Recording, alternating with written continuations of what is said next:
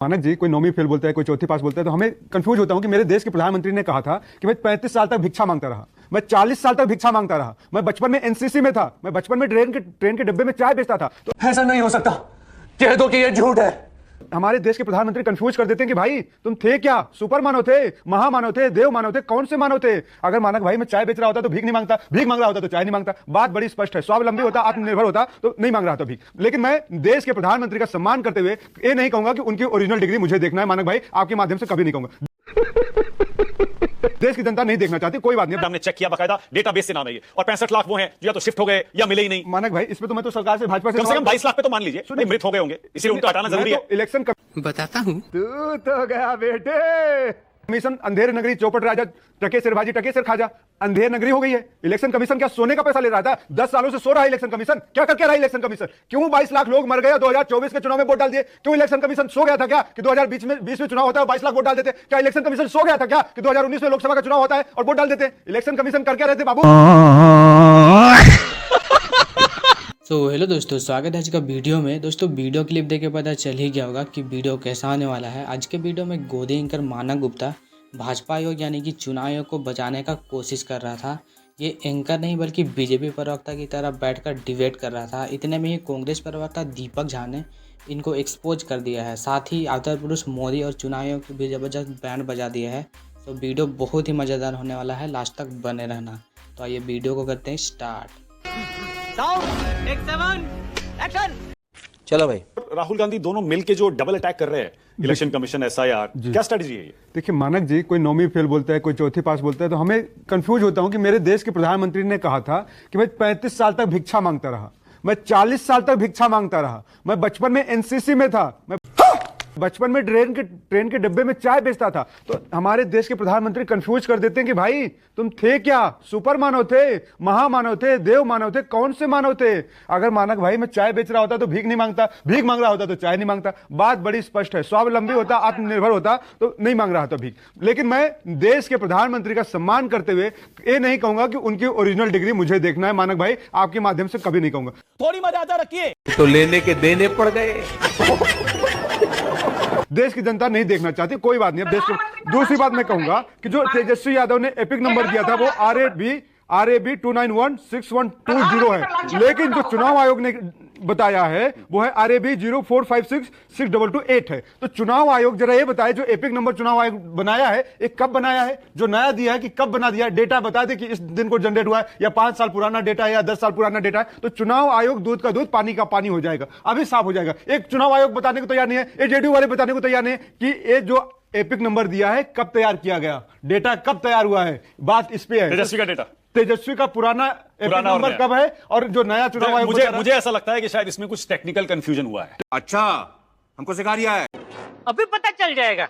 कुछ कंफ्यूजन हुआ है, इसीलिए मसला ऐसा हुआ। टेक्निकल कंफ्यूजन है तो चुनाव आयोग को दूर करना चाहिए। मैं तो सोच रहा था भाजपा आएगी और बिहार की जनता के लिए कुछ बात करेगी कि 65 लाख लोगों का वोट काट दिया गया। भाजपा तो आगे आज चुनाव आयोग को बचा रही है। क्या रिश्ता है भाई? चुनाव आयोग एक स्वतंत्र संवैधानिक संस्थान है इस देश की। नहीं। आप उसको सपोर्ट में ऐसे जा रहे हैं जैसे वो आपकी संस्था है, आपने बनाया है। चुनाव आयोग आपसे पहले था। इस देश में एक स्वतंत्र वो है, संस्था है। भाजपा क्यों बचा रही है? अरे आपके बिहार की जनता के लिए कोई दर्द नहीं है, कोई दुख नहीं है। 65 लाख लोगों के वोट काट दिए गए, 22 लाख लोगों को मार दिया गया कि 22 लाख लोग मर गए और 35 लाख लोगों को गायब कर दिया गया। भाजपा को कुछ दर्द नहीं है मानक भाई, ये कितनी बेशर्मी की बात है। और दूसरी बात, यहां पे भाजपा प्रवक्ता ने कहा अररिया में इतने % मुसलमान, पूर्णिया में इतने %। अरे मुसलमान तो हैं, दिखते हैं, लेकिन क्या मुसलमान अपने घर से वोटर कार्ड बना लेता है? क्या मुसलमान अपने घर से आधार कार्ड बना लेता है? शर्म करो शर्म। क्या भाजपा के दफ्तर में बनता है? सरकार आपकी 15-20 सालों से है। 2014 आप जीते हैं, 2015 आप जीते, 2020 आप जीते, 2019 आप जीते, 24 आप जीते। तो जीत और हार तो आपकी हो रही है। हमें जीत और हार से मतलब नहीं है मानक भाई। बात है कि संवैधानिक तरीके से चुनाव कराए जाए। हार और जीतने की आप तेलंगाना में बंगाल हार जीतने, लोगों को संवैधानिक अधिकार ना छिने, उसके लिए लड़ाई है। तो आप जीत रहे हैं, हार रहे हैं इस बार? हम जीतेंगे हारेंगे तो चुनाव तय करेगा, चुनाव के वक्त हम बताएंगे ना। लेकिन ये संवैधानिक लड़ाई है। देश का कोई भी व्यक्ति अपने चुनाव डालने के अधिकार से वंचित न रह जाए। कब फूटेगा?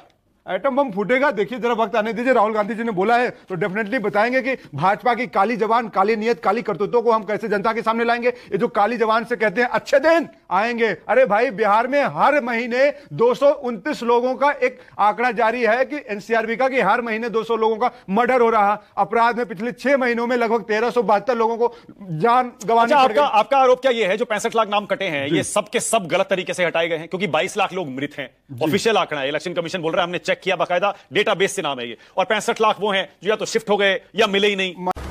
क्या बात कर रहे हैं बाबा? मानक भाई, इस पे तो मैं तो सरकार से, भाजपा से कम 22 लाख पे तो मान लीजिए मृत हो गए होंगे, इसलिए उनको हटाना जरूरी है। अभी बता दे भाई, अभी बता दे। इलेक्शन कमीशन अंधेर नगरी, चौपट राजा, टके सिरभाजी, टके सिर खाजा, अंधेर नगरी हो गई है। इलेक्शन कमीशन क्या सोने का पैसा ले रहा था? 10 सालों से सो रहा है इलेक्शन कमीशन। क्या करके रहा है इलेक्शन कमीशन?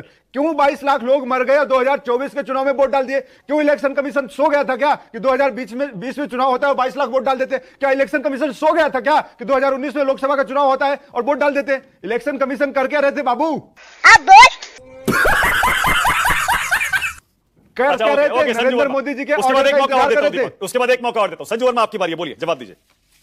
संजू वर्मा जी भाजपा का पक्ष रखें और बिहार की जनता के साथ खड़े रहे तो थोड़ा अच्छा लगेगा। एक एक करके दीपक एक मौका दूंगा। बोलिए दीपक जी, बोलिए वन बाय वन बोलिए। बोलिए प्रधानमंत्री के खिलाफ मानव हत्या के शो पर बैठकर लांछन लगाना ये दीपक झा को शोभा नहीं देगा। दिखा दीजिए डिग्री आप। बोलने दे, तकलीफ हुआ है बेचारे को। बोल लांछन की बात है, इतना अपमान लग रहा है। आपने अपनी बात कह दी। एक मिनट, अगर इतना इनको अपमान लग रहा है तो मैं यहाँ पे कान पकड़ के माफी मांग लूंगा। अरे दिखा दीजिए ना डिग्री। इस सज्जन को क्या तकलीफ है भाई? दीपक एक सेकंड, मैं कह रहा हूँ दीपक रुकिए ना एक मिनट। मानक गुप्ता का शो राष्ट्र का नंबर 1 शो है नहीं है? एक मिनट, आप चाहते हैं दूध का दूध हो, पानी का पानी हो? अरे आप बैठ तो जाइए भाई, बैठ जाइए। अगर मैं गलत हूं तो माफी मांगूंगा।